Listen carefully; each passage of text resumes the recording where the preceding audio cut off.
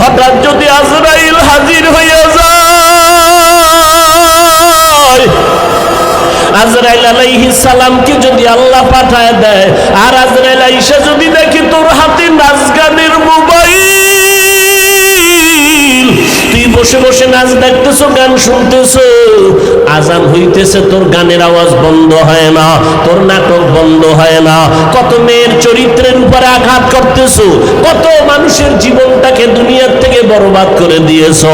আজরাইল যখন আসবে তোমার সামনে স্বাভাবিক অবস্থায় আসবে না। আল্লাহর নবী বলেন, এই গুনাহগার নাফরমানের সামনে আজরাইল এমন বিকট আকৃতি ধারণ করবে, মাথা আসমানে, পা জমিনে, এক হাত মাশরিক আর এক হাত মাগরিবে, চোখগুলো নীল নদের মতো বড় বড়, দেখিয়া ওর কলিজা উল্টায় যাবে, পাগলের মতো হয়ে যাবে। ও মা বলিয়াও ডাকতে পারবে না, আব্বু বলে ডাকতে পারবে না। আজরাইল আইসা রূহটা যখন ধরার জন্য শরীরের উপরে কদম রাখবে, রূহটা শরীরের জোড়ায় জোড়ায় জোড়ায় জোড়ায় পালাইতে থাকবে, বের হইতে চাইবে না। চরমনের জমিনে ঘুমান্ত সৈয়দ ইসহাক রাহমাতুল্লাহ আলাইহি বলতেন, লাঠির আগায় আলকাতরা মাখিয়া তুলার মধ্যে বাড়ি দিলে তুলাগুলো যেমন লাঠির মধ্যে চলে আসে, ওরে গুনাহগার জাহান্নামের আসামির যুবক,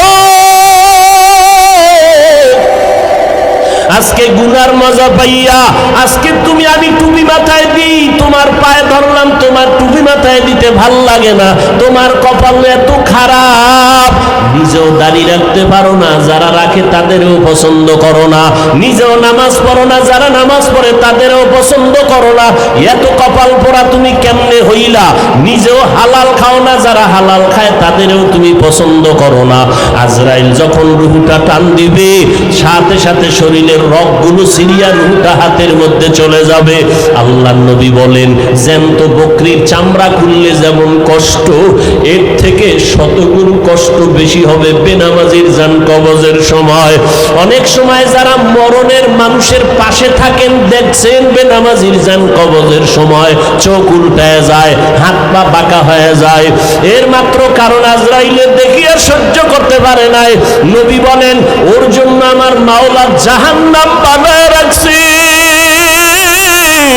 একটা জেলখানা বানায় রাখছেন।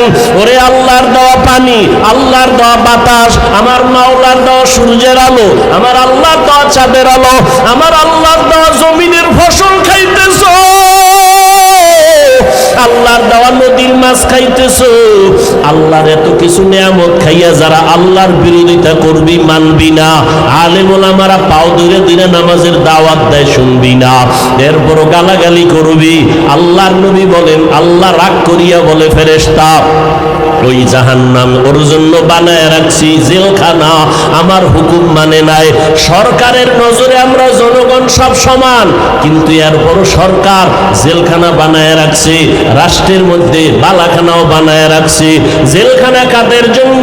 যারা সরকারের আইন অমান্য করবে তাদের জন্য জেলখানা, ওখানে রিমান্ডের মাইল দেওয়া হয়। আল্লাহ বলেন, আমার কাছে সব বান্দা মোহব্বতের, আমি আল্লাহ চাই না কেউ জাহান্নামে যাক। এই জন্য আমি আল্লাহ প্রত্যেকটা রাতের গভীর তৃতীয় ভাগে আমি প্রথম আসমানে আসি, আমি আমার বান্দার গুনাহ মাফ করার জন্য ডাকতে থাকি। আলা মিন মুস্তাগফিরিন ফাগফির আলা, আলা মিন মুস্তারজিকিন ফারজুকা।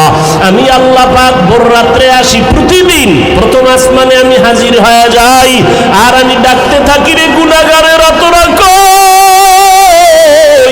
ওরে শয়তানের ধোকায় পড়িয়া যারা গুনাহ করেছো, ওরে তোর 30, 40, 50, 70 বছর হায়াতটারে গুনায় যারা কাটাইছো, শয়তানের ধোকায় নামাজ পড়তে পারো নাই, শয়তানের ওয়াসওয়াসায় গুনাহ করেছো, আমি আল্লাহ হাজির, আমার কাছে উঠি একবার আল্লাহ বলিয়া ডাক দাও।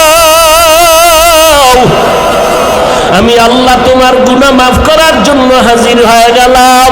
ওরে দুনিয়াতে তোমার অপরাধ যদি একটা হয়, এক ধরনের মামলা। যদি তুমি অপরাধ 2 লাইনে করো, 2 লাইনে 2 ধারায় মামলা। অপরাধ যদি 3 লাইনে করো, 3 ধারায় মামলা। এইভাবে কারো বিরুদ্ধে 10টা মামলা 10 ধারায়, কারো বিরুদ্ধে 30টা মামলা 30 ধারায়। 30 ধারার মামলার জন্য 30 বার হাজিরা দেওয়া লাগে এবং রায় 30 রকম হয়। কিন্তু আমার আল্লাহ বলেন, বান্দা তুই জিনার গুনাহ করছো, ধারা একটা। তুই মা বাবার সাথে বেয়াদবি করছো, ধারা আলাদা। কিন্তু আমার মাওলার কাছে এই ধারা কিন্তু গণনা নাই। তুই 30 বছর 50 বছর 70 বছর গুনাহ করিয়া পাহাড় বানাইছো। আরে বান্দা, তুই যদি মাথা নত করিয়া একবার আমি আল্লাহকে